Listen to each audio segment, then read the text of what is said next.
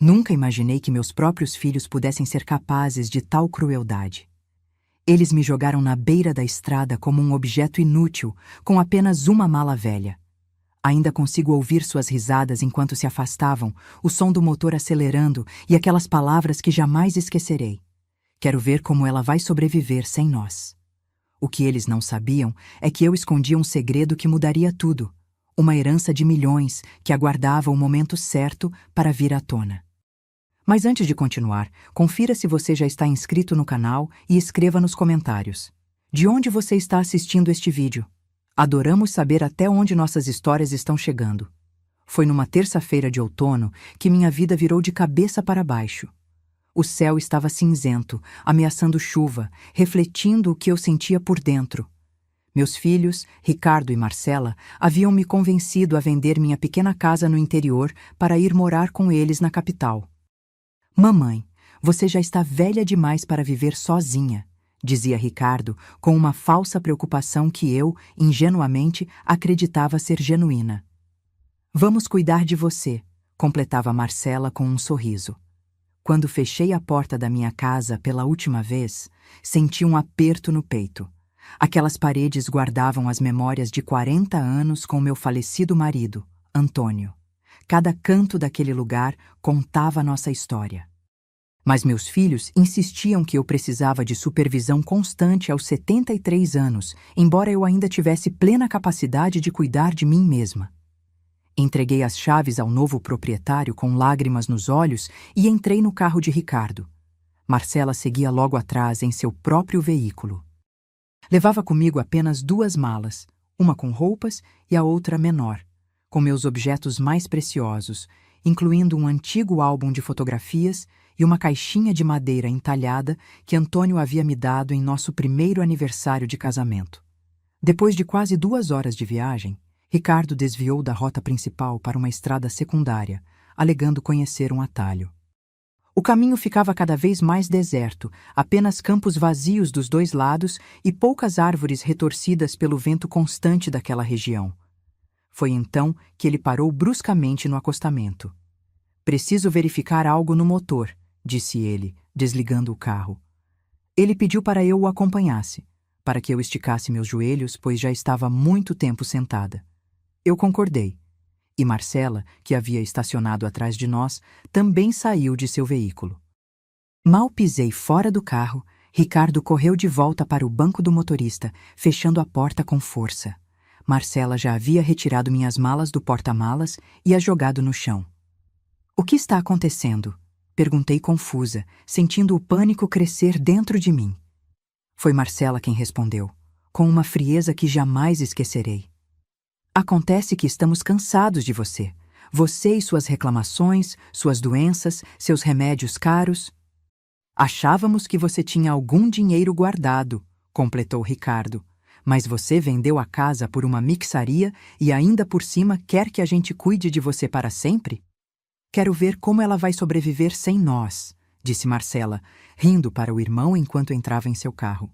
Fiquei paralisada, incapaz de processar o que estava acontecendo.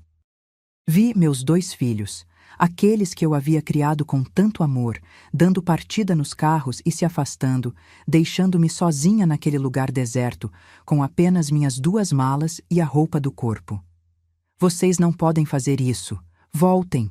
Gritei, correndo alguns passos na direção dos carros que já sumiam na curva da estrada. Meu coração batia tão forte que pensei que fosse explodir, e minhas pernas tremiam tanto que logo tive que me sentar na beira da estrada. As primeiras gotas de chuva começaram a cair. Olhei ao redor. Não havia casas à vista, apenas campos e a estrada praticamente deserta. Arrastei minhas malas para debaixo de uma árvore solitária, tentando me proteger da chuva que agora caía com mais intensidade. Não conseguia parar de tremer, mas não era só pelo frio. Era a realidade cruel do abandono que me sacudia por dentro. Meus próprios filhos, sangue do meu sangue, haviam me deixado para morrer. A chuva aumentava, e eu me encolhi contra o tronco da árvore, abraçando minhas malas como se fossem um escudo contra aquela situação absurda. Uma parte de mim ainda acreditava que eles voltariam, que era apenas uma lição cruel para me assustar, para me fazer valorizar o que eles supostamente fariam por mim. As horas passavam, e a esperança ia morrendo junto com o dia. 1, 2, 3 horas sentada ali, olhando fixamente para uma estrada, esperando ver os faróis dos carros retornando. Mas nada acontecia. A chuva diminuiu para uma garoa fina e constante, que encharcava minha roupa e meu espírito. Foi então que ouvi o ronco de um motor aproximando-se. Meu coração saltou. Eles haviam voltado. Levantei-me com dificuldade, minhas articulações doloridas pelo tempo sentada no chão úmido, e acenei desesperadamente. Mas não eram meus filhos. Era uma caminhonete antiga que diminuiu a velocidade ao me ver. O motorista, um homem de meia idade com cabelos grisalhos e rosto marcado pelo sol, abaixou o vidro. Senhora, está tudo bem? Precisa de ajuda? As lágrimas que eu havia segurado durante aquelas horas finalmente transbordaram. Em meio a soluços, contei a ele o que tinha acontecido. O homem, que se apresentou como Paulo, ficou visivelmente chocado. Santo Deus! Como alguém pode fazer isso com a própria mãe? Venha, vou levá-la para a cidade mais próxima. A senhora não pode ficar aqui. É perigoso. Com cuidado, ele me ajudou a colocar minhas malas na caçamba da caminhonete e me ofereceu um cobertor que mantinha no banco de trás. Só então percebi o quanto estava gelada e encharcada. Obrigada, murmurei, sentindo o calor do cobertor e da gentileza humana me envolver. Não sei como agradecer. Não precisa agradecer, respondeu Paulo enquanto dirigia. Tenho uma mãe de 80 anos que vive comigo. Não consigo imaginar fazendo algo assim com ela. Enquanto a caminhonete avançava pela estrada, olhei para minhas mãos enrugadas e trêmulas. Nunca me senti tão traída, tão devastada. Mas havia algo que meus filhos não sabiam, algo que guardei em segredo todos esses anos.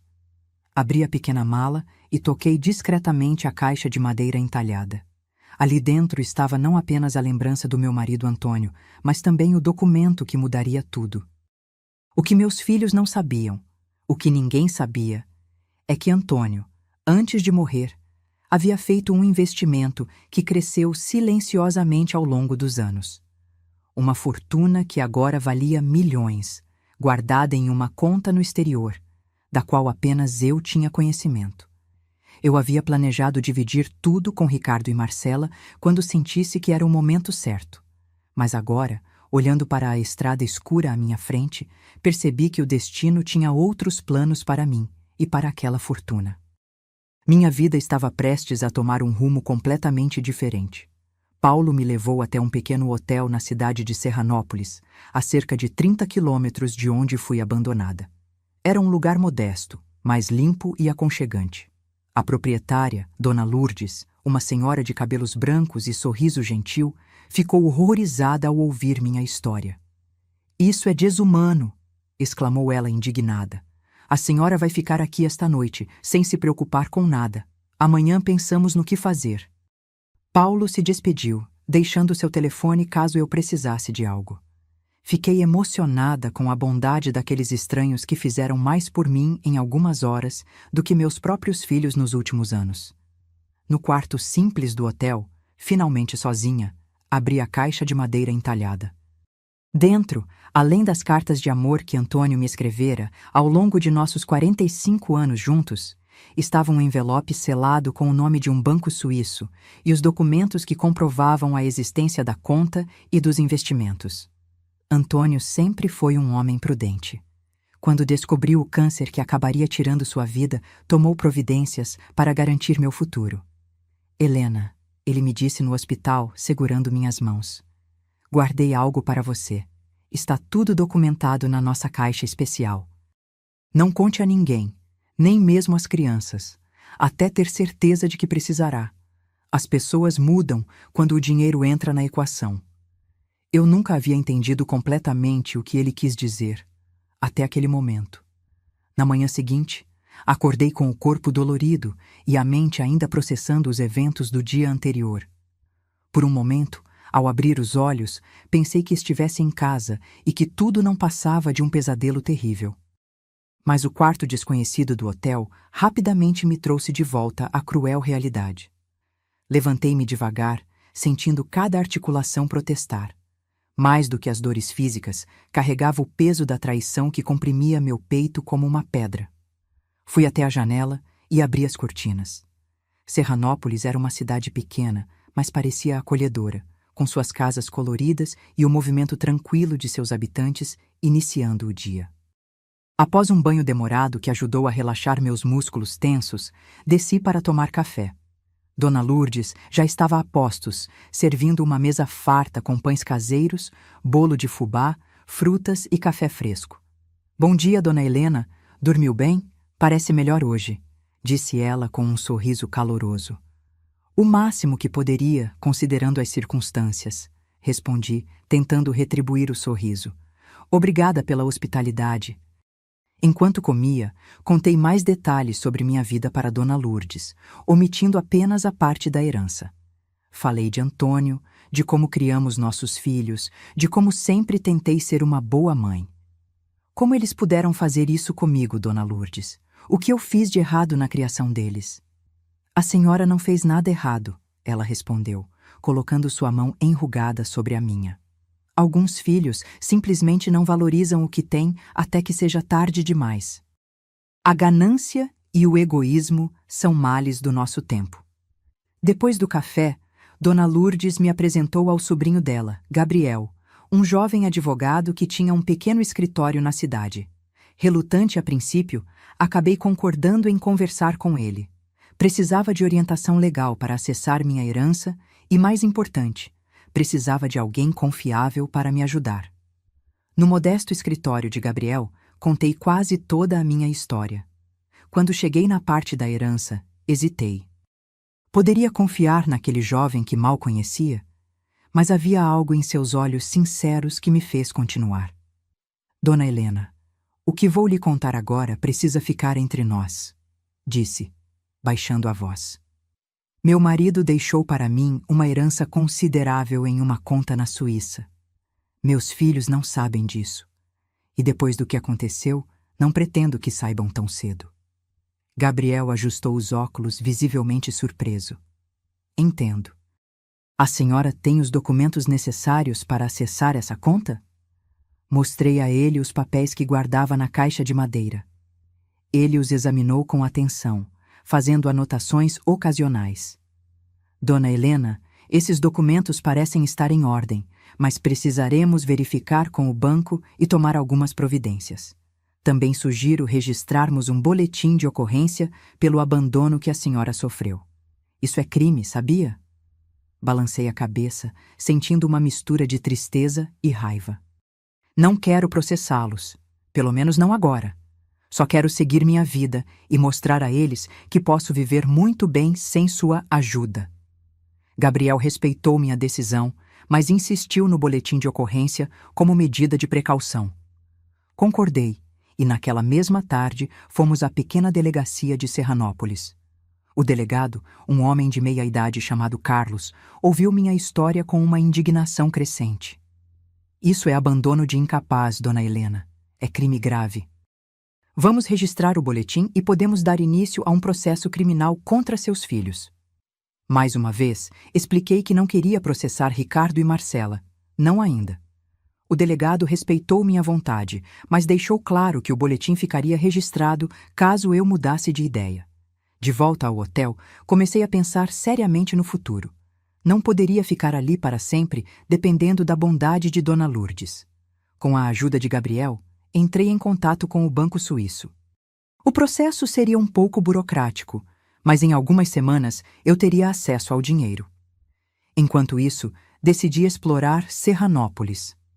Era uma cidade tranquila, com um clima agradável e pessoas acolhedoras. Caminhando pelas ruas de paralelepípedos, passei por uma pequena casa com uma placa de "Vende-se" no jardim. Parei para admirá-la. Era de um amarelo suave, com janelas brancas e um jardim florido, embora um pouco descuidado. Algo naquela casa falou diretamente ao meu coração. No dia seguinte, pedi a Gabriel que investigasse a casa. Descobrimos que pertencia a uma família que havia se mudado para o exterior e estava à venda há algum tempo. O preço era razoável e eu poderia pagar com uma pequena parte da minha herança, assim que tivesse acesso a ela. A senhora está pensando em ficar em Serranópolis? Perguntou Gabriel surpreso. Por que não? Não tenho para onde voltar, e as pessoas aqui têm sido mais família para mim do que meus próprios filhos. Além disso, esta cidade me lembra um pouco o lugar onde cresci. Gabriel sorriu. Seria uma honra tê-la como moradora permanente, Dona Helena. 3 semanas depois, recebi a notícia que tanto esperava. O dinheiro estava disponível. A soma era ainda maior do que eu imaginava. Antônio havia feito investimentos inteligentes que multiplicaram o valor original. Era suficiente para comprar não apenas a Casa Amarela, mas para viver confortavelmente pelo resto da vida e ainda deixar uma quantia significativa para qualquer causa que eu escolhesse.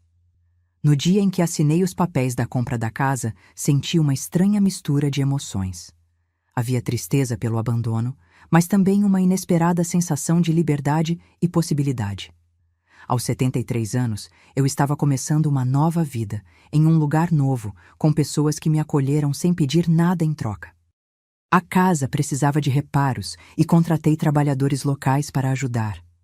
Paulo, o caminhoneiro que me resgatara na estrada, tinha um irmão que era carpinteiro e ele refez todos os armários e consertou o telhado. O sobrinho de Dona Lourdes, além de me ajudar com as questões legais, conhecia um bom pintor que renovou todas as paredes. Em poucos meses, a Casa Amarela se transformou em um verdadeiro lar. Plantei um jardim com todas as flores que sempre sonhei ter. Instalei uma pequena horta nos fundos e decorei cada cômodo com cuidado e carinho. Nas paredes, coloquei algumas fotografias antigas. Eu e Antônio jovens, nosso casamento, momentos felizes em família. As fotos de Ricardo e Marcela adultos ficaram guardadas em uma gaveta. Eu ainda não estava pronta para vê-los todos os dias. Comecei a fazer parte da comunidade. Descobri que havia um centro para idosos na cidade, onde eles ofereciam aulas de artesanato, yoga adaptada e outras atividades. Matriculei-me em todas. Também me ofereci como voluntária na biblioteca local, lendo histórias para crianças 2 vezes por semana. Minha vida ganhou um ritmo agradável e significativo. Fiz amigos, principalmente entre os frequentadores do centro de idosos e os pais das crianças para quem eu lia histórias. Todos conheciam minha história. Em uma cidade pequena como Serranópolis, notícias viajam rápido e me tratavam com um respeito e carinho que me aqueciam o coração. 6 meses depois do abandono, recebi uma ligação inesperada. Era Gabriel. Dona Helena, seus filhos estão procurando por você. Entraram em contato com a delegacia de Serranópolis. Meu coração disparou. Uma parte de mim ainda esperava por este momento. Ainda queria acreditar que eles se arrependeram, que sentiram minha falta, que me amavam apesar de tudo. O que eles querem? Perguntei, tentando manter a voz firme. Pelo que entendi, eles descobriram sobre a herança do seu marido. Não sei como, mas sabem que a senhora tem acesso a uma quantidade significativa de dinheiro agora. A decepção foi como um soco no estômago. Não era amor que os movia, mas sim a ganância, o mesmo sentimento que os levou a me abandonar naquela estrada deserta. O que devo fazer, Gabriel? Depende da senhora, Dona Helena.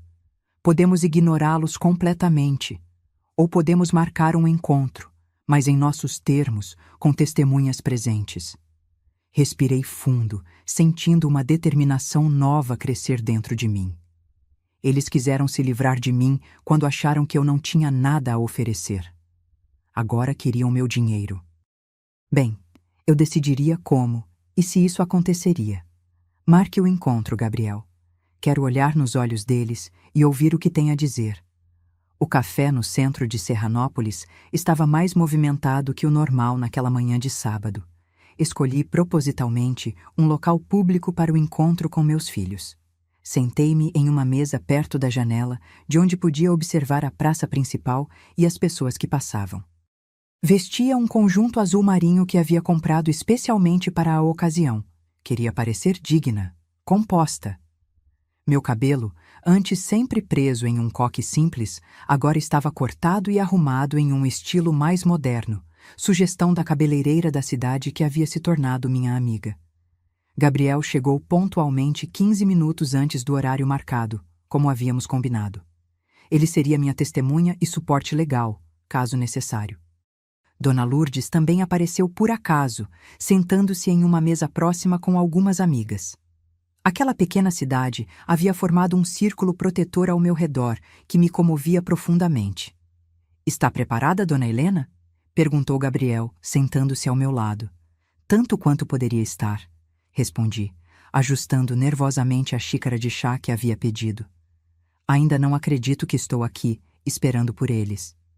Exatamente às 10 horas, vi o carro deles estacionando do outro lado da rua. Ricardo desceu primeiro, seguido por Marcela. Mesmo à distância, pude notar que ambos pareciam tensos. Ricardo vestia um terno que parecia caro demais para suas posses, e Marcela usava um vestido elegante que nunca havia visto antes. A imagem deles assim, arrumados como se fossem para uma reunião de negócios, só confirmou minhas suspeitas sobre o motivo real da visita. Quando entraram no café e me viram, suas expressões mudaram. Marcela esboçou um sorriso forçado, enquanto Ricardo manteve o semblante sério. Caminharam até minha mesa como quem caminha sobre ovos, incertos e desconfortáveis. "Mamãe", disse Marcela, inclinando-se para me dar um beijo que desviei discretamente. "Como a senhora está? Estávamos tão preocupados." Olhei para ela com uma calma que não sabia que possuía. "Preocupados? Mesmo? Depois de me abandonarem na beira da estrada como um animal indesejado?" Ricardo pigarreou, claramente constrangido pela presença de Gabriel e dos outros clientes que começavam a nos observar com curiosidade. "Mamãe, podemos conversar em um lugar mais privado? Isso é um assunto de família." "Este jovem é Gabriel, meu advogado." Apresentei, ignorando sua sugestão. "E qualquer coisa que vocês tenham a me dizer pode ser dita na presença dele."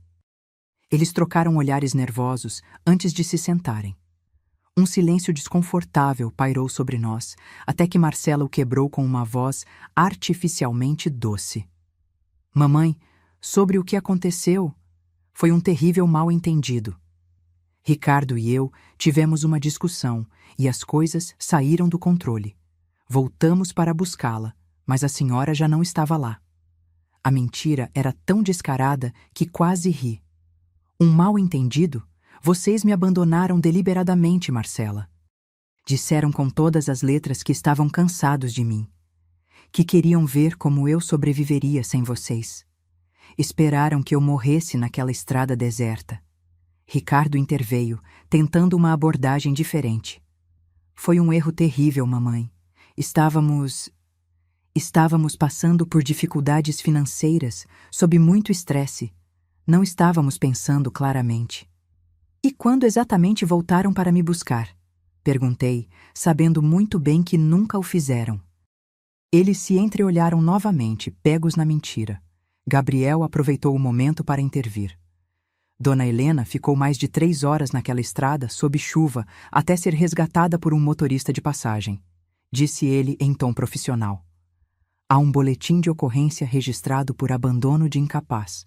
Seus filhos estão cientes que isso configura crime com pena prevista de detenção de 6 meses a 3 anos? O rosto de Ricardo empalideceu, enquanto Marcela levou a mão à boca, fingindo choque. "Não chegamos a isso, mamãe", suplicou ela. "Somos família. Famílias têm desentendimentos, mas no final o sangue fala mais alto." Tomei um gole do meu chá, que já havia esfriado, dando-me tempo para organizar os pensamentos. Percebi que, apesar da dor que ainda sentia, o poder na nossa relação havia mudado. Não era mais a mãe idosa, dependente e descartável. Era uma mulher forte, independente, com uma nova vida, e sim, com dinheiro. "Vocês não estão aqui pela família", disse finalmente, olhando cada um nos olhos. "Estão aqui pelo dinheiro." De alguma forma, descobriram sobre a herança que seu pai deixou. Eles não negaram. A expressão em seus rostos era toda a confirmação que eu precisava. "Como descobriram?" perguntei, genuinamente curiosa. Ricardo suspirou, percebendo que não havia mais sentido em manter a farsa. Encontramos alguns documentos antigos quando esvaziamos sua casa. Havia menção a investimentos no exterior. Investigamos e descobrimos a conta na Suíça. E decidiram que eu valia a pena ser encontrada, não é mesmo? Agora que tenho algo que vocês querem. Não é assim, mamãe, protestou Marcela, mas sua voz já não tinha a mesma convicção. É exatamente assim, respondi, mantendo a calma. Vocês me jogaram fora como um objeto inútil quando acharam que eu seria apenas um fardo. Agora que sabem que tenho dinheiro, subitamente sou a mãe amada que vocês procuraram desesperadamente. Gabriel interveio novamente. Devo informar que Dona Helena já tomou todas as medidas legais necessárias para proteger seu patrimônio. Qualquer tentativa de obter acesso indevido a esses recursos será tratada como crime financeiro. Ricardo se ajeitou na cadeira, claramente desconfortável. Mamãe, não viemos aqui para tomar seu dinheiro. É seu por direito. Só queríamos reconectar, nos desculpar. Desculpar? Repeti, sentindo a raiva finalmente emergir através da minha calma aparente. Vocês têm ideia do que eu passei? Do medo que senti naquela estrada, sozinha, sob a chuva? Da humilhação de ser resgatada por estranhos? Da dor de perceber que meus próprios filhos, que eu criei com tanto amor, me consideravam descartável? Lágrimas começaram a escorrer pelo meu rosto, mas não eram mais lágrimas de desespero ou tristeza. Eram lágrimas de indignação, de uma raiva justa e necessária. Vocês destruíram algo precioso naquele dia.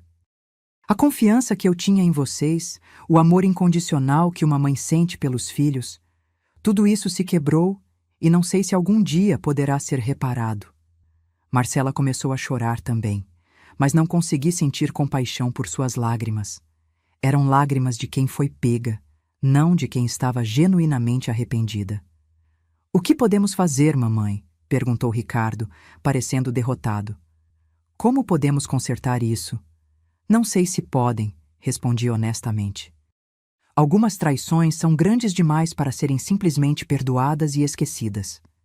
Levantei-me, sinalizando que a conversa havia terminado. Construí uma nova vida aqui. Tenho amigos, propósito, respeito. Não preciso mais de vocês para sobreviver ou ser feliz. A senhora vai nos deserdar? Perguntou Marcela, revelando finalmente sua verdadeira preocupação. Olhei para ela, quase com pena. Ainda não decidi o que farei com o dinheiro. Mas saibam que qualquer decisão será minha, e somente minha. Gabriel se levantou ao meu lado, pronto para me acompanhar para fora. Ricardo fez um último apelo. Podemos pelo menos visitar a senhora de vez em quando?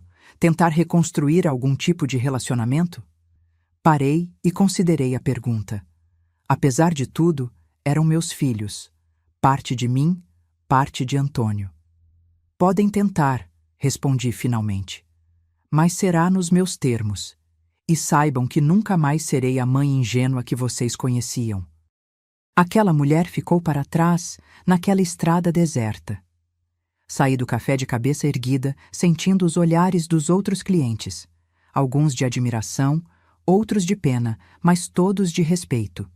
Dona Lourdes sorriu para mim quando passei por sua mesa, e aquele pequeno gesto de solidariedade me deu forças para continuar caminhando.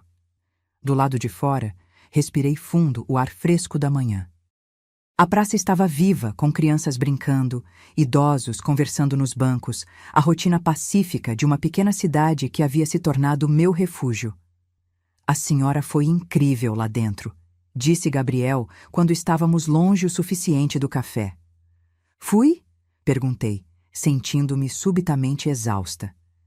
Não sei o que sinto, Gabriel. Uma parte de mim ainda os ama, ainda quer acreditar que eles podem mudar. É o coração de mãe, que nunca desiste completamente. É natural, Dona Helena. Mas a senhora fez o que precisava fazer. Estabeleceu limites claros.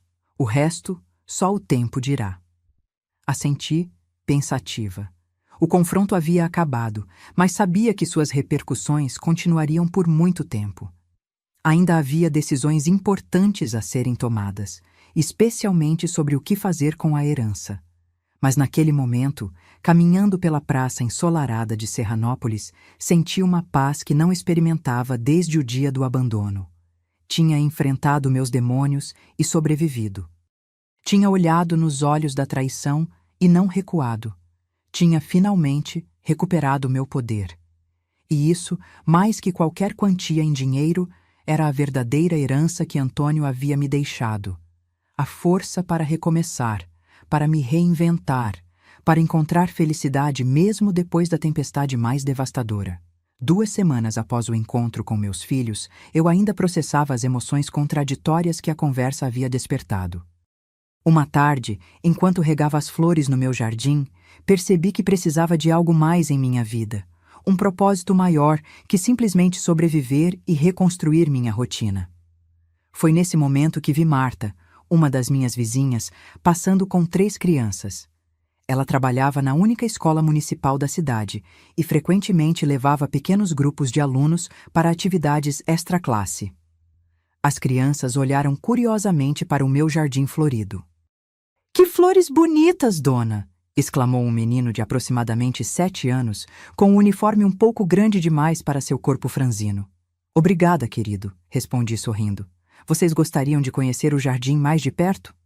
Os olhos das crianças brilharam e Marta acenou afirmativamente.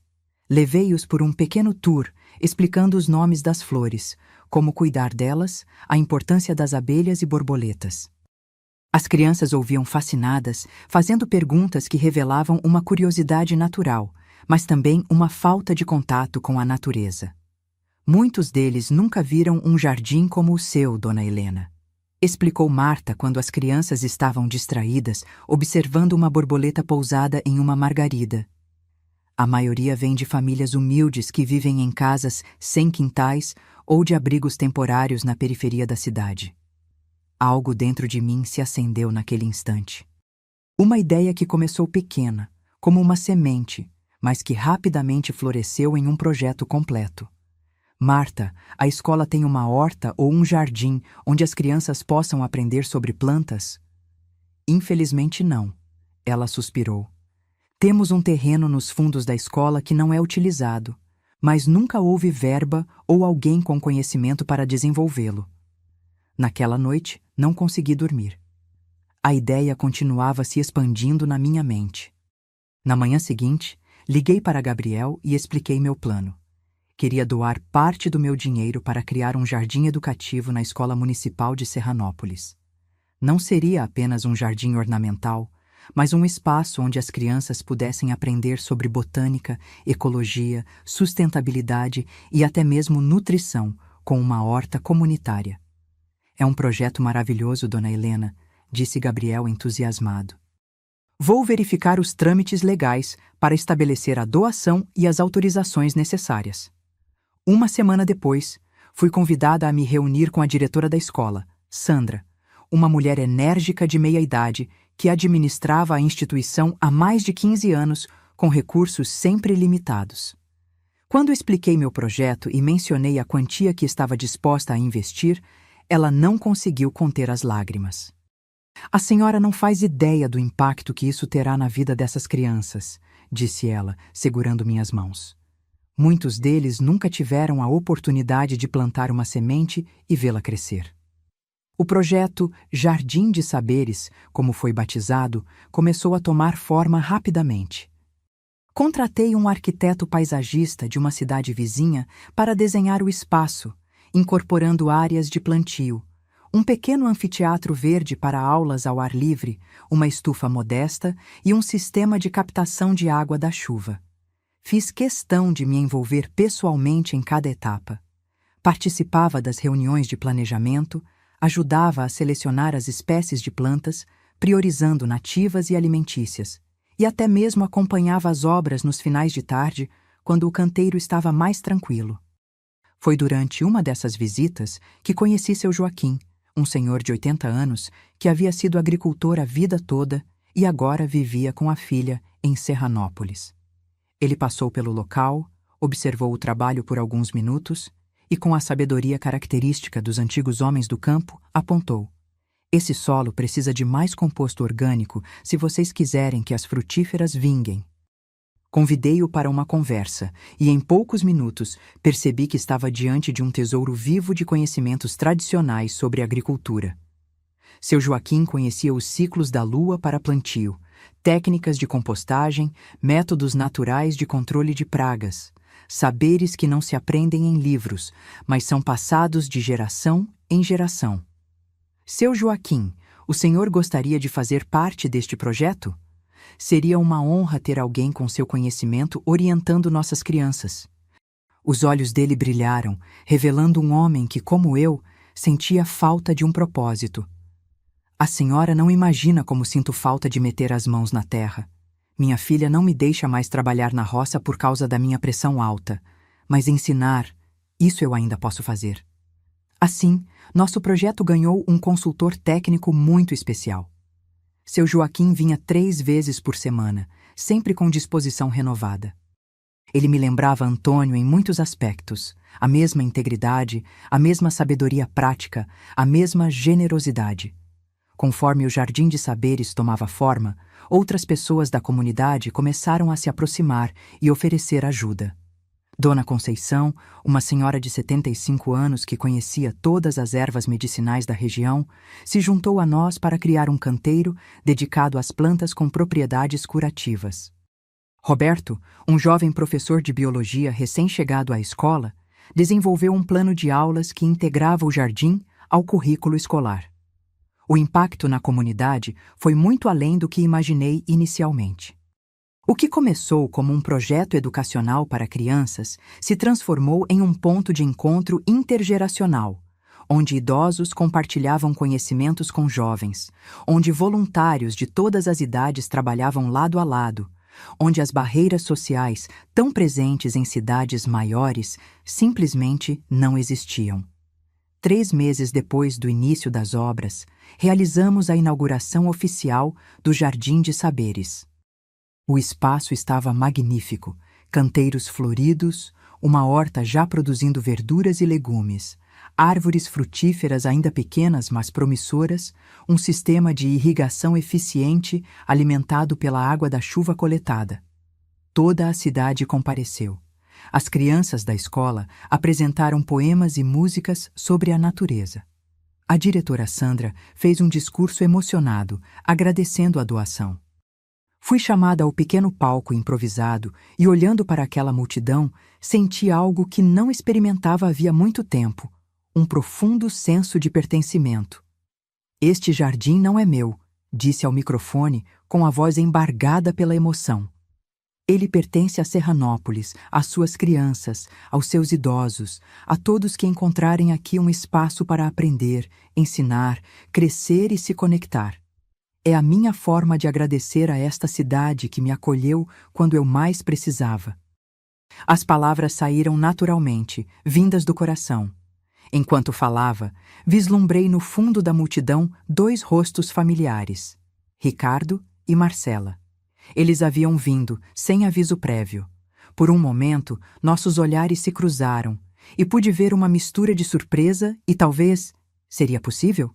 Um genuíno orgulho nos olhos deles. Não fui ao encontro deles após a cerimônia, e eles também não vieram falar comigo. Talvez ainda não fosse o momento. Talvez nunca seria. Mas o simples fato de estarem ali, testemunhando o que eu havia construído, significava algo que eu ainda não estava pronta para definir. Naquela noite, sozinha em casa, refleti sobre a jornada extraordinária que havia vivido nos últimos meses.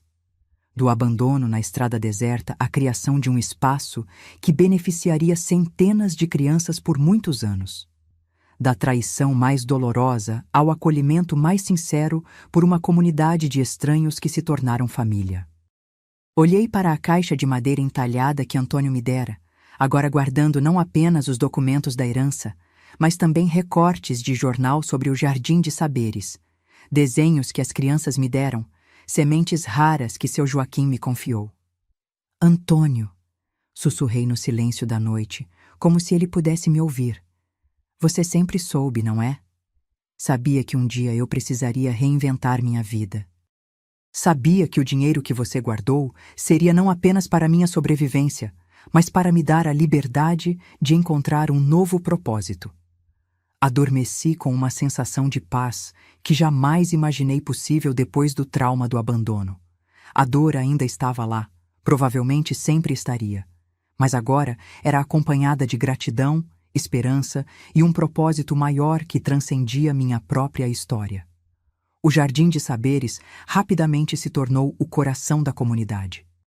Além das atividades escolares regulares, começamos a oferecer oficinas de jardinagem aos fins de semana, cursos de culinária saudável usando os alimentos da horta e um programa especial onde idosos compartilhavam seus conhecimentos tradicionais com as crianças. 2 vezes por semana eu ia até lá para dar aulas de jardinagem. Ver os olhos das crianças brilhando quando uma semente que elas plantaram começava a brotar era uma recompensa que nenhum dinheiro poderia comprar. Elas me chamavam carinhosamente de Vovó das Flores, um título que eu carregava com mais orgulho do que qualquer diploma. Uma tarde, enquanto ensinava um grupo de crianças a fazer mudas de sálvia, notei uma menina que se mantinha afastada do grupo. Ela parecia ter uns 9 anos, cabelos negros presos em 2 tranças, olhos grandes e tristes. Aproximei-me devagar e me agachei ao lado dela, respeitando seu espaço. "Não gosta de mexer na terra?" perguntei suavemente. Ela balançou a cabeça negativamente, mas depois de alguns segundos de silêncio, confessou em voz baixa. "Minha avó adorava plantar. Ela morreu no mês passado." Senti meu coração apertar. "Sinto muito, querida. Como você se chama?" "Luísa", respondeu ela, ainda olhando para o chão. "Sabe, Luísa, há uma crença antiga que diz que quando plantamos algo pensando em alguém que já se foi, essa pessoa fica feliz onde estiver. É como uma forma de manter a conexão com eles." Os olhos dela finalmente encontraram os meus, com uma fagulha de interesse. "Verdade? Muitas pessoas acreditam nisso. Quer tentar plantar algo para sua avó?" Depois de hesitar brevemente, Luísa concordou. Fomos até um canteiro especial que havíamos reservado para plantas com significados especiais. Ali, ajudei-a a plantar uma muda de lavanda, que ela disse ser o cheiro favorito da avó. Agora, sempre que vier aqui, pode cuidar desta plantinha. E cada vez que ela crescer mais forte e florescer, será como um abraço da sua avó. Luísa sorriu pela primeira vez, um sorriso tímido, mas genuíno. Antes de ir embora naquele dia, ela me abraçou espontaneamente. Um abraço rápido, mas cheio de significado. Aquele momento com Luísa me fez pensar em como jardins podem ser espaços de cura. Para ela, para mim, para tantos outros que encontravam no Jardim de Saberes um lugar para processar perdas, reconstruir conexões, encontrar propósito. Nas semanas seguintes, notei que Luísa sempre chegava mais cedo para cuidar de sua lavanda. Aos poucos, ela começou a se interessar por outras plantas, a interagir com as outras crianças, a sorrir mais. Sua transformação silenciosa me emocionava profundamente, pois eu me reconhecia nela, ambas aprendendo a florescer novamente, após uma perda dolorosa. 6 meses após a inauguração do Jardim de Saberes, recebi um telefonema inesperado de Gabriel. "Dona Helena, Ricardo está aqui no meu escritório. Ele quer conversar com a senhora, sozinho, sem a Marcela." A menção do nome do meu filho ainda provocava uma mistura complexa de emoções. Amor, mágoa, saudade, desconfiança. Respirei fundo antes de responder. "Sobre o que ele quer conversar, Gabriel?" Ele não entrou em detalhes comigo, mas parece diferente, mais contido, talvez até humilde. "A decisão é sua, é claro. Posso dizer que a senhora não está disponível." Após alguns segundos de reflexão, concordei em encontrá-lo, não em minha casa, que era meu refúgio sagrado, mas no próprio Jardim de Saberes, um terreno neutro onde me sentia segura e fortalecida. No dia seguinte, às 4 da tarde, vi Ricardo chegando ao jardim. Ele estava sozinho como prometido, vestindo roupas simples, jeans e uma camisa azul clara, bem diferentes do terno caro que usara em nosso último encontro. Parecia ter envelhecido nos últimos meses. Novas rugas marcavam seu rosto e seus ombros estavam ligeiramente curvados, como se carregassem um peso invisível. Eu o esperava no pequeno anfiteatro verde, onde costumávamos dar aulas ao ar livre. Um lugar público o suficiente para me sentir protegida, mas tranquilo o bastante naquele horário para permitir uma conversa privada. Ricardo se aproximou hesitante, claramente nervoso. Quando chegou perto, notei algo que não havia visto antes. Seus olhos, tão parecidos com os de Antônio, estavam marejados. "Olá, mãe", disse ele com a voz embargada. "Olá, Ricardo", respondi, mantendo a compostura. "Sente-se, por favor." Ele se sentou ao meu lado no banco de madeira, mantendo uma distância respeitosa. Por alguns momentos, ficamos em silêncio, observando as crianças que trabalhavam com seu Joaquim do outro lado do jardim, preparando o solo para o plantio de legumes de inverno. "Este lugar é incrível", comentou finalmente. "Todo mundo na cidade fala dele, do bem que está fazendo." "Obrigada", respondi simplesmente. "Por que quis me ver, Ricardo?" Ele respirou fundo, como quem reúne coragem. "Mãe, eu vim pedir perdão. Não pelo dinheiro, não para tentar reaver alguma herança. Vim porque não consigo mais viver com o que fiz."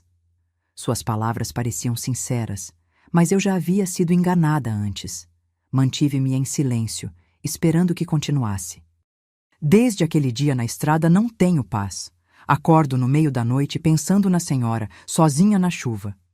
O que fizemos, o que eu fiz, foi imperdoável." "Por que agora, Ricardo? O que mudou?" Ele passou a mão pelo rosto, enxugando uma lágrima que escapara. "Marcela e eu brigamos. Ela ainda está obcecada com a ideia de conseguir parte da herança, mas eu percebi que o dinheiro não importa. Perdi minha mãe por causa de ganância, por causa de uma estupidez sem tamanho." Fez uma pausa, reunindo pensamentos. "Há 2 semanas, vi uma senhora idosa esperando o ônibus debaixo de chuva. Por um momento, pensei que fosse a senhora. Parei o carro e ofereci carona. Não era, claro, mas aquela senhora me agradeceu de um jeito, me lembrou a senhora, e eu desabei no carro depois de deixá-la em casa. Chorei como não chorava desde criança." Seus ombros tremiam agora, enquanto tentava controlar o choro. Uma parte de mim queria abraçá-lo, consolá-lo como fazia quando ele era pequeno. Outra parte, a que ainda carregava as cicatrizes do abandono, permanecia cautelosa. "Ricardo, aprecio sua visita e suas palavras, mas entenda que não posso simplesmente apagar o que aconteceu. A confiança, uma vez quebrada dessa forma, é muito difícil de reconstruir." "Eu sei", ele assentiu, enxugando os olhos. "Não estou pedindo que esqueça ou que volte a confiar em mim imediatamente. Só queria que soubesse que estou genuinamente arrependido e que estou disposto a fazer o que for necessário para, um dia, talvez, merecer seu perdão." Olhei para ele com mais atenção, buscando sinais de manipulação ou falsidade. Mas o que vi foi apenas um homem quebrado, confrontando os próprios erros. Meu filho, apesar de tudo. "O que pretende fazer agora?" perguntei. "Estou me separando de Cristina", ele respondeu, referindo-se à esposa que eu nunca havia realmente conhecido bem. "Ela foi uma das influências para o que fizemos, sempre reclamando que eu tinha que sustentar uma velha que não servia para nada. Percebi que não quero esse tipo de pessoa na minha vida." O silêncio voltou a cair entre nós, preenchido apenas pelos sons distantes das crianças rindo e dos pássaros cantando nas árvores recém-plantadas. "E o seu trabalho?" perguntei, tentando avaliar sua situação. "Perdi o emprego no mês passado. A empresa reduziu o quadro de funcionários. Estou procurando algo novo, talvez em uma cidade menor. A vida na capital não me trouxe felicidade, só contas e estresse." Ele parecia sincero em sua autodepreciação, em seu reconhecimento de uma vida que havia tomado o rumo errado. "Mãe, não vim pedir dinheiro. Vim porque precisava dizer pessoalmente o quanto me arrependo. E também queria perguntar se existe alguma possibilidade, por menor que seja, de um dia a senhora me permitir fazer parte da sua vida novamente." Respirei fundo, sentindo o peso daquela pergunta, Uma resposta rápida seria injusta, para ele e para mim. Precisava ser honesta. Ricardo, não posso responder isso agora. Preciso de tempo. Preciso ver ações, não apenas palavras. O que fizeram, o que você fez, me quebrou de um jeito que você não consegue imaginar. Eu entendo. Mas, continuei, surpreendendo a mim mesma, estou disposta a dar um primeiro passo. Os olhos dele se arregalaram com um brilho de esperança. Seu Joaquim, aquele senhor trabalhando com as crianças ali, precisa de um assistente. Alguém para ajudar com o trabalho mais pesado no jardim, preparar o solo, construir novos canteiros. É um trabalho voluntário, algumas horas por semana. Se você estiver genuinamente interessado em reconstruir algo, poderia começar ajudando a construir algo concreto, algo que beneficia outros. Não era o que ele esperava ouvir, percebi imediatamente. Trabalho braçal, voluntário, orientado por um idoso, tão distante do executivo de terno caro que ele um dia fora. Eu adoraria, respondeu, após alguns momentos de reflexão. Quando posso começar? Amanhã, se quiser. Venha às 8 da manhã. Seu Joaquim gosta de pontualidade. Ricardo assentiu, um pequeno sorriso se formando em seus lábios. Estarei aqui. Quando ele se levantou para ir embora, senti um impulso que não consegui conter. Levantei-me também e, hesitante, estendi a mão para tocar seu braço. Ricardo, não prometo que tudo voltará a ser como antes. Não sei se algum dia conseguirei confiar plenamente novamente, mas estou disposta a observar, a dar uma chance para que você demonstre, com ações, esse arrependimento. Ele segurou minha mão brevemente, com um respeito que não demonstrava há décadas. Obrigado, mãe. É mais do que mereço. Enquanto o via se afastar, um misto de emoções turbilhonava dentro de mim. Será que estava sendo ingênua novamente? Será que deveria manter as portas completamente fechadas? Não havia respostas fáceis, apenas a certeza de que, qualquer que fosse o caminho que aquela relação tomasse dali em diante, eu estaria no controle. Não mais a mãe vulnerável e dependente, mas uma mulher forte que estabelecia seus próprios termos. Para minha surpresa, Ricardo realmente apareceu na manhã seguinte, pontualmente às 8 horas, vestido adequadamente para o trabalho manual, com botas e luvas. Seu Joaquim, que eu havia prevenido sobre a situação, recebeu-o com a severidade gentil, que era sua marca registrada. Observei de longe, enquanto ele explicava a Ricardo como preparar o solo para o novo canteiro de ervas aromáticas. Nas semanas seguintes, Ricardo vinha 3 vezes por semana, sempre pontual, sempre disposto a fazer qualquer tarefa, por mais suja ou cansativa que fosse. No início, suas mãos macias de executivo se encheram de bolhas. Depois, calos começaram a se formar. Ele nunca reclamava, nunca pedia tratamento especial. Trabalhava silenciosamente, falando apenas quando necessário, ouvindo com atenção as orientações de seu Joaquim, que aos poucos começou a tratá-lo com menos desconfiança.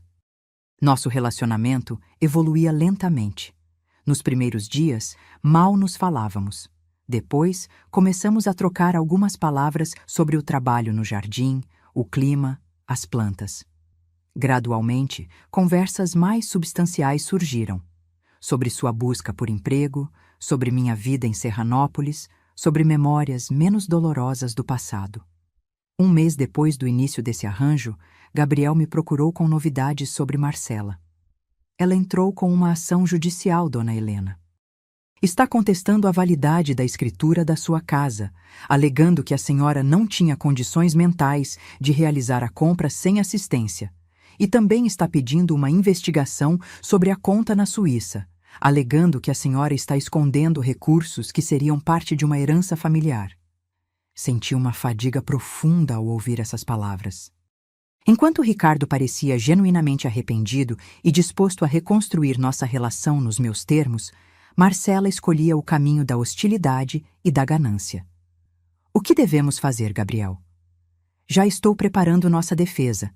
Temos todos os documentos em ordem, avaliações médicas que comprovam sua plena capacidade mental, testemunhas do seu comportamento equilibrado desde que chegou à cidade. Juridicamente, estamos em posição forte, mas será desgastante, completei, e doloroso. Ele assentiu compreensivo. Dona Helena, se me permite a sugestão, a senhora pode resolver isso de uma vez por todas, de uma forma que Marcela não espera. Como? Faça um testamento claro e detalhado. Defina exatamente como quer que seus bens sejam distribuídos após seu falecimento, espero que daqui a muitas décadas. Estabeleça condições, se quiser. E isso tiraria qualquer poder de manipulação que Marcela pensa ter. A ideia fez sentido imediato. Um testamento seria uma forma de retomar completamente o controle sobre minha vida e meu legado.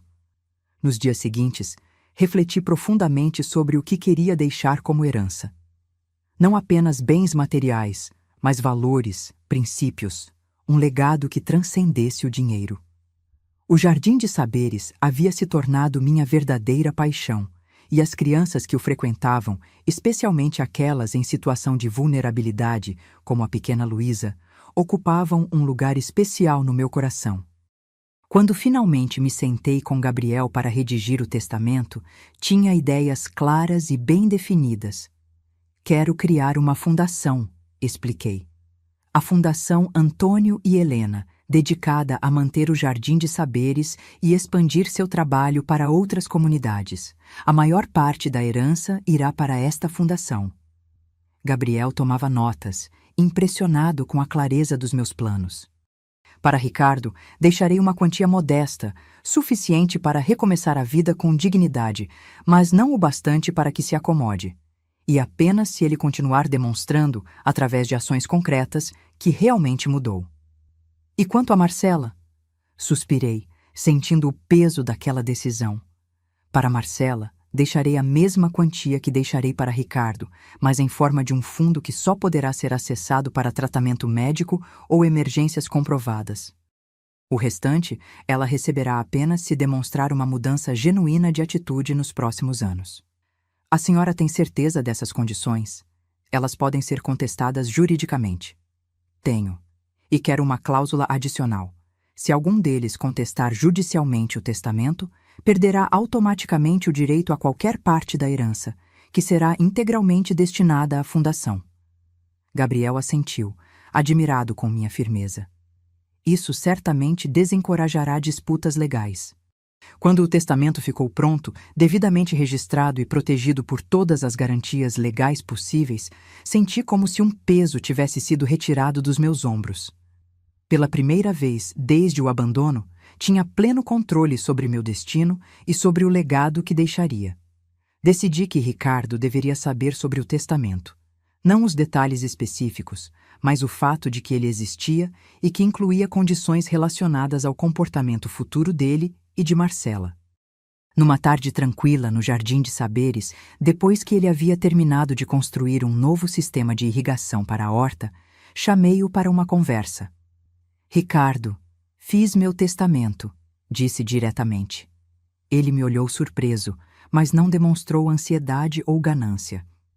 Entendo. E fico feliz que a senhora esteja organizando essas questões com tranquilidade.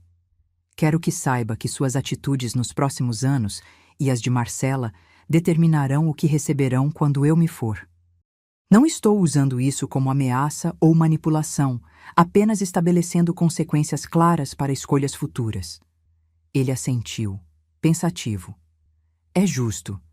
E honestamente, mãe, depois de tudo o que fiz, eu não esperaria nem merecia nada. Estou aqui porque quero reconstruir nossa relação, não pelo dinheiro. Pela primeira vez desde o reencontro, percebi que talvez, apenas talvez, houvesse uma chance real de reconciliação com pelo menos um dos meus filhos. Não uma reconciliação baseada no esquecimento ou na negação do passado, mas em um novo entendimento, em novos termos, em uma relação adulta reconstruída sobre alicerces mais honestos. Os anos seguintes trouxeram transformações profundas não apenas para mim, mas para toda a comunidade de Serranópolis. O Jardim de Saberes floresceu além das expectativas mais otimistas, tornando-se um modelo replicado por escolas de outras cidades da região. A pequena Luísa, que plantara lavanda em memória da avó, agora era uma adolescente dedicada que coordenava um grupo de jovens jardineiros. Sua lavanda havia se transformado em um arbusto majestoso que perfumava todo o canteiro de plantas medicinais. Quando completou 15 anos, pediu para comemorar seu aniversário no jardim. Um pedido que me encheu de orgulho e emoção. Seu Joaquim, que continuava ativo apesar dos 86 anos, havia se tornado uma lenda viva na cidade. Suas técnicas de agricultura tradicional, antes vistas como ultrapassadas, agora eram valorizadas por sua sustentabilidade e respeito ao meio ambiente. Um professor da Universidade Estadual vinha regularmente documentar seus conhecimentos para um livro sobre saberes populares agrícolas. Ricardo surpreendeu a todos, inclusive a mim mesma, com sua transformação. Depois de meses como voluntário no jardim, conseguiu um emprego como administrador em uma cooperativa agrícola da região. Mudou-se para Serranópolis, alugando uma casa simples perto da Praça Central. Lentamente, começou a reconstruir sua vida sem os excessos materiais de antes, mas com uma serenidade que nunca havia demonstrado. Nossa relação evoluiu para algo que eu não ousaria imaginar após o abandono. Não era a mesma relação mãe-filho de antes. Aquela havia morrido naquela estrada deserta. Era algo novo, mais maduro, baseado em respeito mútuo e limites claros. Jantávamos juntos uma vez por semana. Conversávamos sobre o jardim, sobre a vida na cidade, sobre o futuro. Raramente falávamos do passado, e quando o fazíamos, era com uma honestidade crua que, embora dolorosa, ajudava no processo de cura. Marcela seguiu um caminho diferente. Depois que sua ação judicial foi rejeitada pelo juiz, tentou outras estratégias para obter parte da herança, desde manipulação emocional até ameaças veladas. Quando nada funcionou, afastou-se completamente.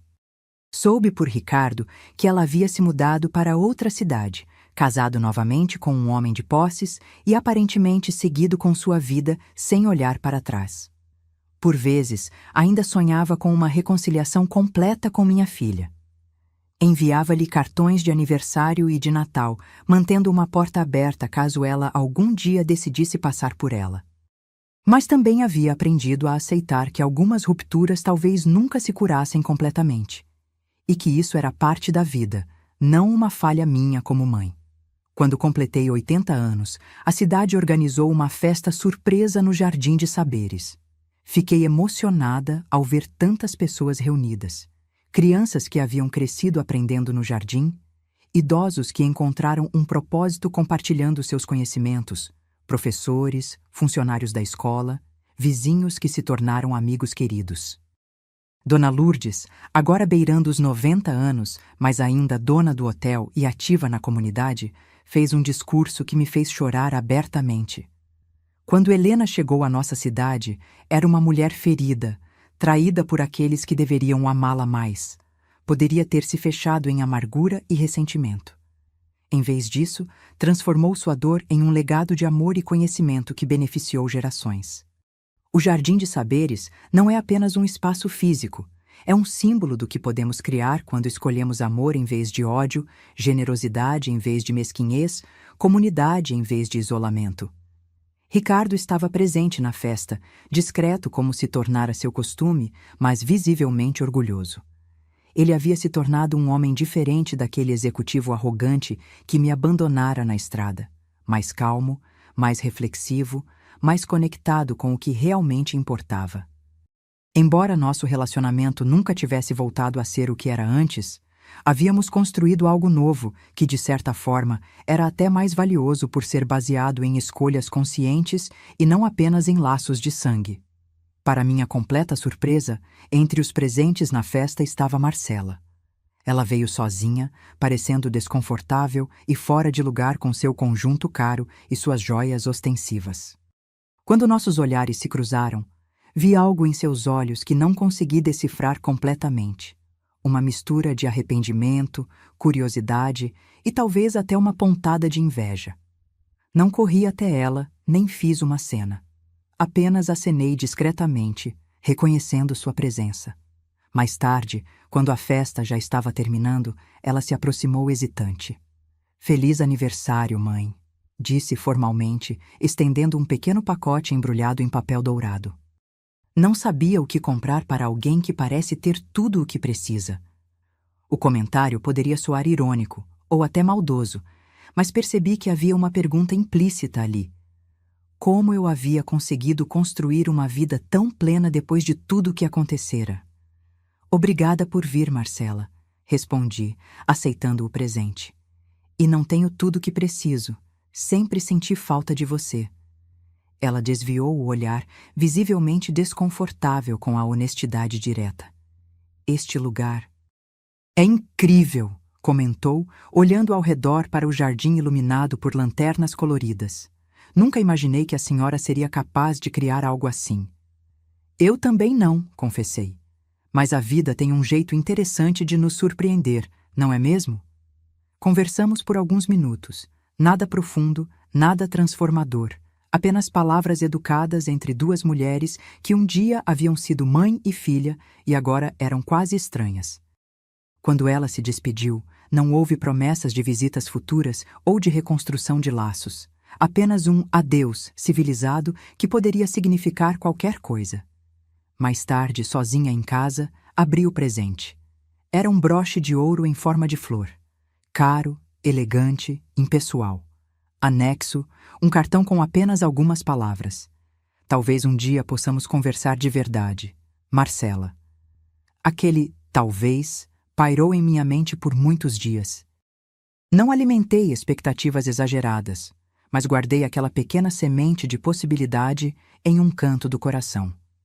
O tempo havia me ensinado que a vida raramente segue os caminhos que planejamos, tanto para o bem quanto para o mal. A Fundação Antônio e Helena foi oficialmente estabelecida no meu 81º aniversário. Com o apoio legal de Gabriel, criei uma estrutura que garantiria a continuidade do Jardim de Saberes e permitiria a expansão do projeto para outras comunidades. Ricardo aceitou meu convite para fazer parte do conselho administrativo. Não como meu filho, mas como alguém que havia provado seu compromisso com a visão do projeto. O tempo passou mais rápido do que eu poderia imaginar. Aos 85 anos, meus passos já não eram tão firmes e precisava da ajuda de uma bengala para caminhar pelo jardim que tanto amava. Mas minha mente permanecia clara e cada dia trazia novas alegrias e descobertas. Certa manhã de primavera, recebi uma visita inesperada. Uma jovem mulher de aproximadamente 25 anos bateu à minha porta. Tinha os mesmos olhos de Marcela, o mesmo formato de rosto, mas havia uma gentileza em sua expressão que me lembrava Antônio. "Dona Helena, meu nome é Carolina, sou filha da Marcela, sua neta." Fiquei paralisada por alguns instantes, incapaz de processar completamente o que estava acontecendo. Marcela nunca havia mencionado uma filha e Ricardo também nunca falara de uma sobrinha. "Por favor, entre!" consegui dizer finalmente, abrindo mais a porta. Carolina entrou timidamente, carregando uma pequena mala. Sentamo-nos na sala e ela começou a explicar. "Minha mãe me teve quando tinha 40 anos, de seu segundo casamento. Ela nunca falou muito sobre a família dela, apenas mencionava às vezes que tinha um irmão e uma mãe com quem havia perdido contato. Foi apenas recentemente, depois que me formei na Faculdade de Botânica, que encontrei por acaso um artigo sobre o Jardim de Saberes. Havia uma foto sua, e o texto mencionava que a fundadora era Helena, uma senhora que havia criado o projeto após ser abandonada pelos filhos." Ela fez uma pausa, claramente emocionada. Confrontei minha mãe com o artigo e ela finalmente me contou toda a história. Foi difícil de ouvir. Mas também explicou muitas coisas sobre ela, sobre como ela sempre foi distante, sempre obcecada com segurança financeira a ponto de ser cruel, às vezes. "E você decidiu me procurar", concluí, ainda tentando absorver a existência daquela neta que não sabia que tinha. "Sim, minha mãe não sabe que estou aqui. Ela não aprovaria, mas senti que precisava conhecê-la, entender essa parte da minha história que sempre foi um mistério." Naquele momento, olhando para Carolina, tão jovem, tão corajosa por buscar a verdade mesmo contra a vontade da mãe, senti uma onda de emoção que não consegui conter. Lágrimas escorreram pelo meu rosto enrugado. Você se parece com seu avô, disse, pegando um retrato de Antônio que mantinha sobre a mesa. Tem os olhos dele, e algo na maneira como segura a cabeça, um pouco inclinada quando está concentrada. Carolina sorriu, tocando o retrato com reverência. Mãe nunca fala dele. Tem apenas uma foto antiga, escondida em uma gaveta. Acho que as memórias são dolorosas para ela. Nem todas as memórias são dolorosas, respondi. Tenho tantas histórias felizes para contar sobre seu avô, sobre os primeiros anos com seus pais, quando eram pequenos e a vida era mais simples. Naquela tarde, compartilhei com Carolina histórias que havia guardado por anos, memórias preciosas de uma época em que éramos uma família feliz. Falei de Antônio, de seu caráter, de sua sabedoria, de como ele sempre via o melhor nas pessoas. Mostrei-lhe álbuns de fotografias amareladas pelo tempo, onde Ricardo e Marcela sorriam inocentemente, ainda não tocados pela ganância e ressentimentos que viriam mais tarde. Carolina ficou em Serranópolis por uma semana. Todos os dias vinha à minha casa e juntas explorávamos o Jardim de Saberes. Seu conhecimento de botânica impressionou até mesmo seu Joaquim, agora com 92 anos e ainda supervisionando o jardim com olhos atentos. No último dia de sua visita, ela me fez uma pergunta que eu temia. Vovó, posso chamá-la assim? A senhora acha que minha mãe algum dia pode mudar? Que ela pode se arrepender de verdade do que fez? Refleti longamente antes de responder. Não queria alimentar falsas esperanças, nem cortar completamente a possibilidade de redenção.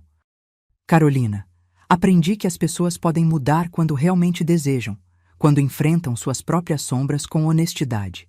Seu tio Ricardo é prova disso. Mas a mudança não pode ser forçada nem manipulada. Vem de dentro de uma decisão profunda e pessoal. Sua mãe precisa fazer essa jornada por si mesma, se e quando estiver pronta. Ela assentiu, compreensiva além de sua idade. Vou continuar tentando alcançá-la, disse com determinação. E voltarei para visitá-la, se me permitir. Há tanto que quero aprender sobre nossa família, sobre o jardim, sobre a senhora. Esta sempre será sua casa, Carolina, respondi emocionada, e você sempre terá um lugar especial no meu coração. Quando ela partiu, senti uma mistura agridoce de alegria e melancolia. Por um lado, havia ganhado uma neta maravilhosa que parecia encarnar o melhor de nossa família. Por outro, a distância de Marcela parecia ainda mais dolorosa agora, sabendo que ela tinha escondido de mim não apenas a si mesma, mas também minha própria neta por tantos anos. Nos meses seguintes, Carolina manteve contato frequente através de cartas e ligações. Ocasionalmente, mencionava conversas difíceis com Marcela sobre o passado, sobre mim, sobre a possibilidade de reconciliação. Não alimentei grandes expectativas, mas também não fechei meu coração para a possibilidade. Foi em meu 86º aniversário que o inesperado aconteceu. Carolina havia me avisado que viria para a pequena celebração que fazíamos anualmente no Jardim de Saberes. O que ela não mencionou foi que não viria sozinha. Quando vi Marcela entrando no jardim ao lado da filha, meu coração quase parou. Ela parecia mais velha do que em nosso último encontro, mas cansada também. Havia algo diferente em seu olhar, menos altivo, menos defensivo. Ricardo, que já estava na festa, ficou visivelmente tenso ao ver a irmã. Aproximei-me dele e toquei seu braço gentilmente. Está tudo bem, sussurrei. Vamos recebê-la com tranquilidade. Ele assentiu, respirando fundo. Anos de terapia e autorreflexão haviam lhe dado ferramentas para lidar com situações difíceis sem reagir impulsivamente. Marcela se aproximou hesitante, claramente desconfortável e vulnerável de uma maneira que nunca havia demonstrado antes. Feliz aniversário, mãe, disse, estendendo um buquê de flores silvestres, não compradas em uma floricultura cara, mas aparentemente colhidas à mão. Carolina insistiu que eu viesse. Disse que talvez fosse hora de tentar consertar algumas coisas, enquanto ainda há tempo. Não houve abraços emocionados, nem declarações dramáticas de perdão. Apenas um momento frágil de reconhecimento mútuo, de aceitação da possibilidade, por menor que fosse, de algum tipo de cura. Durante a festa, observei Carolina movendo-se confortavelmente entre mim, Ricardo e Marcela, criando pequenas pontes de comunicação, suavizando arestas com sua presença gentil. Ela era como Antônio nesse aspecto também. Um pacificador natural, alguém que via o melhor nas pessoas mesmo quando elas não conseguiam ver em si mesmas. Mais tarde, quando a maioria dos convidados já havia partido, Marcela pediu para falar comigo a sós. Caminhamos lentamente até o pequeno banco sob a jabuticabeira que havia plantado no primeiro ano do jardim. Carolina me contou sobre a fundação, começou ela, olhando para as próprias mãos. Sobre o trabalho que a senhora tem feito aqui, sobre como Ricardo mudou. Permaneci em silêncio, permitindo que ela encontrasse suas próprias palavras, seu próprio caminho. Passei muito tempo com raiva, continuou. Raiva da senhora, de papai por esconder o dinheiro, de Ricardo por se reconciliar com a senhora, de mim mesma pelo que fizemos naquele dia. Sua voz falhou na última parte e percebi que era provavelmente a primeira vez que ela realmente verbalizava seu papel no abandono. Durante anos, convenci-me de que tinha justificativas, que a senhora era difícil, exigente, que seria um fardo insuportável.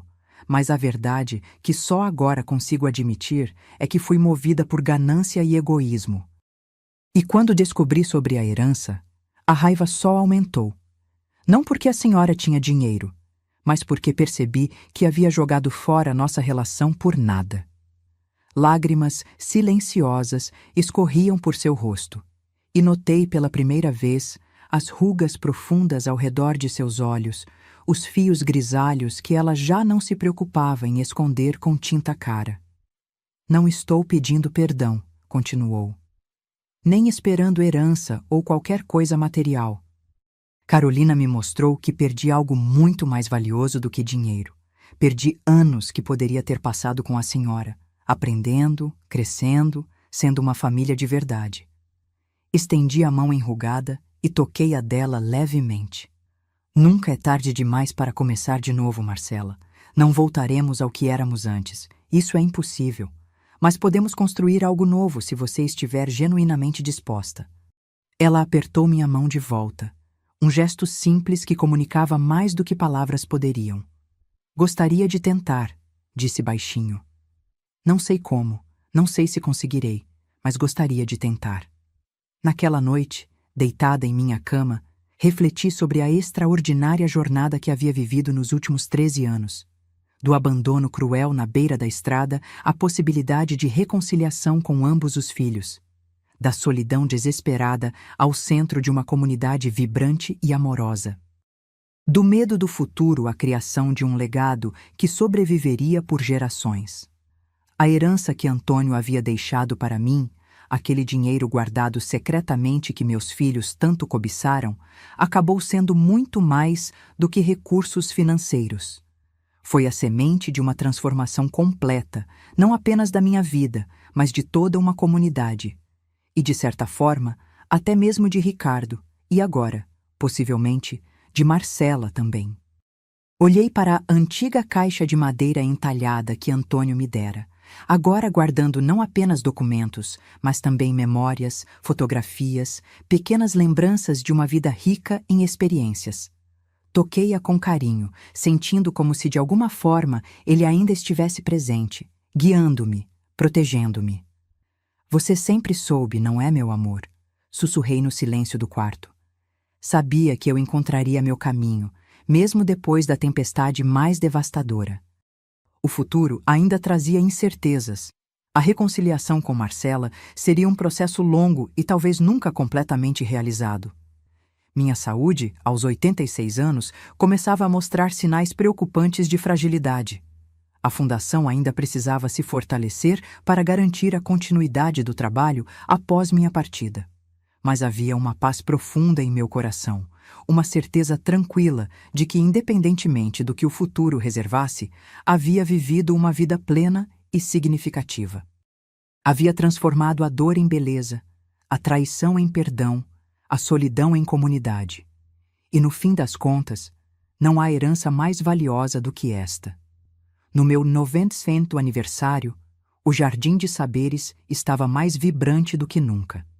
A Fundação Antônio e Helena havia expandido seu trabalho para 5 outras cidades, criando jardins educativos que seguiam o mesmo modelo. Mais de 2.000 crianças já haviam passado por nossos programas, aprendendo não apenas sobre plantas e ecologia, mas sobre respeito, comunidade e o poder transformador da natureza. Minha saúde havia se deteriorado consideravelmente nos últimos anos. Já não conseguia caminhar sem ajuda e passava a maior parte do tempo em uma cadeira de rodas adaptada que me permitia continuar visitando o jardim. Minha mente, porém, permanecia lúcida e cada dia trazia novas ideias para projetos, novas histórias para compartilhar com as crianças que agora me chamavam carinhosamente de Vovó Helena.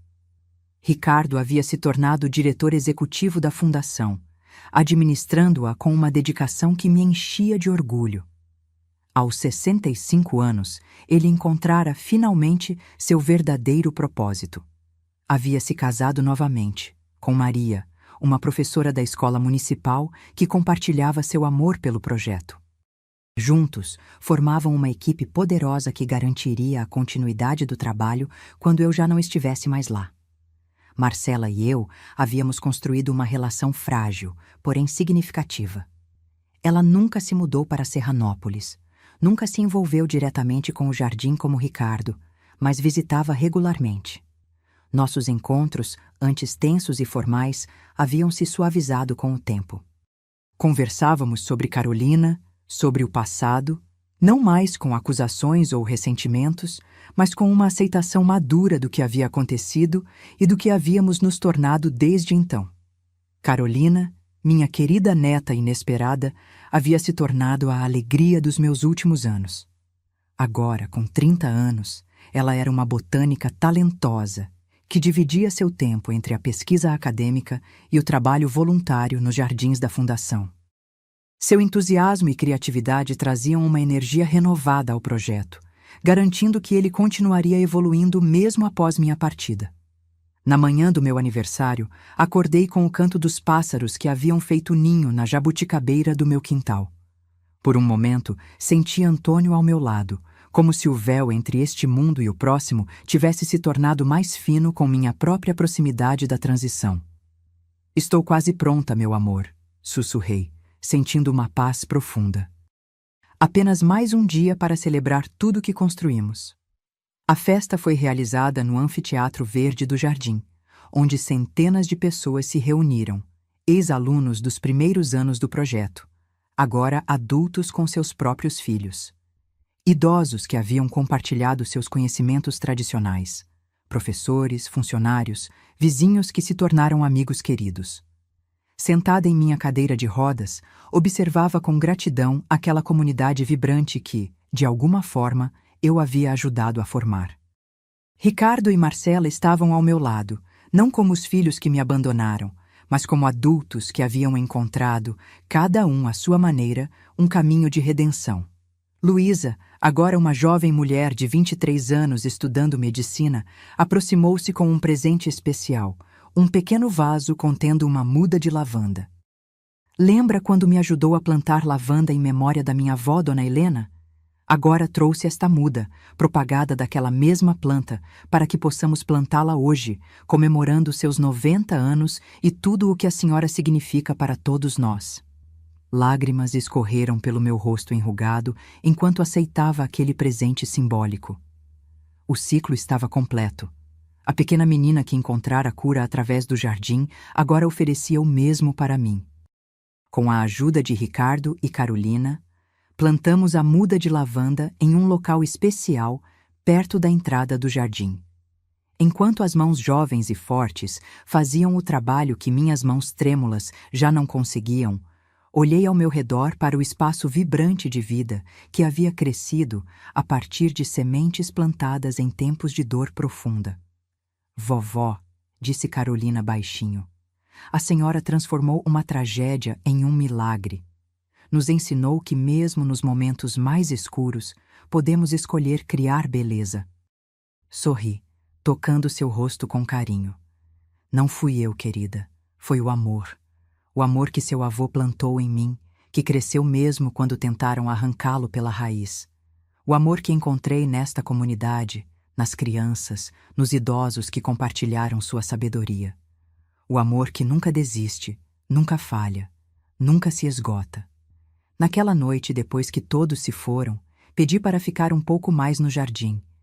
A noite estava clara, com milhares de estrelas brilhando no céu escuro.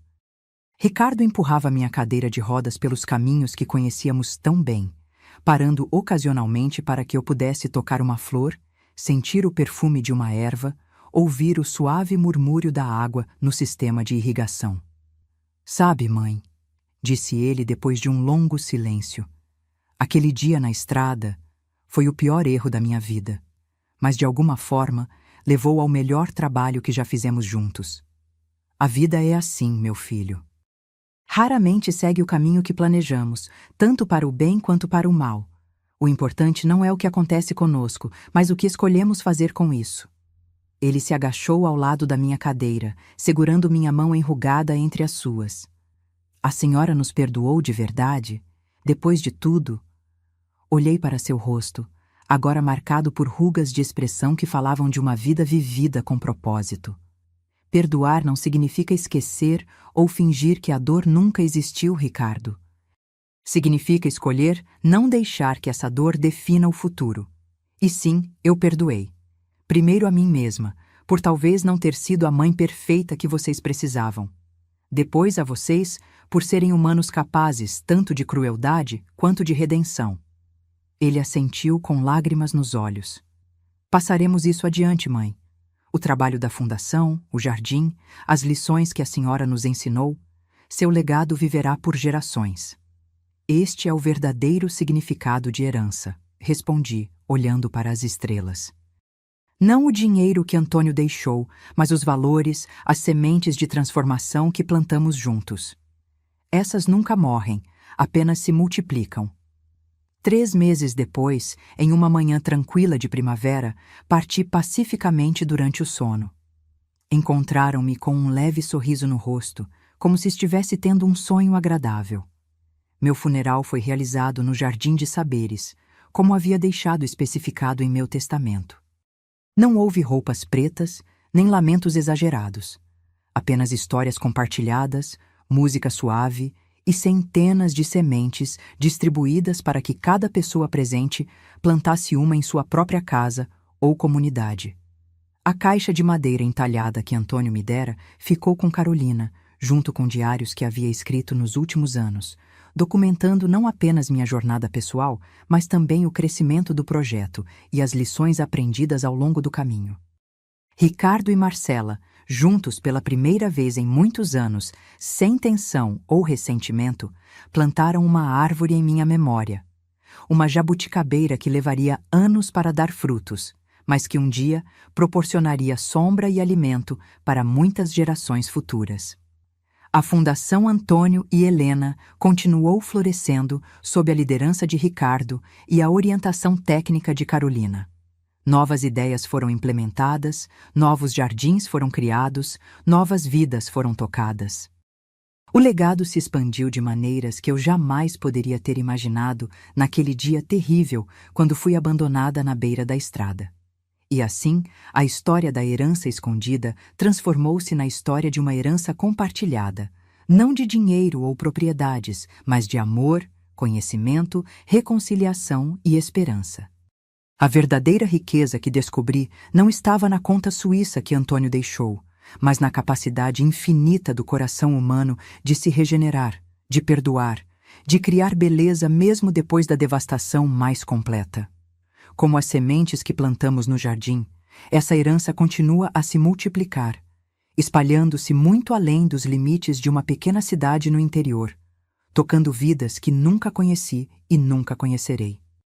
E talvez essa seja a maior dádiva de todas, saber que mesmo após nossa partida, as flores que plantamos continuarão a florescer, as árvores que cultivamos continuarão a dar frutos, e o amor que compartilhamos continuará a encontrar novos corações para habitar, em um ciclo eterno de renovação e esperança.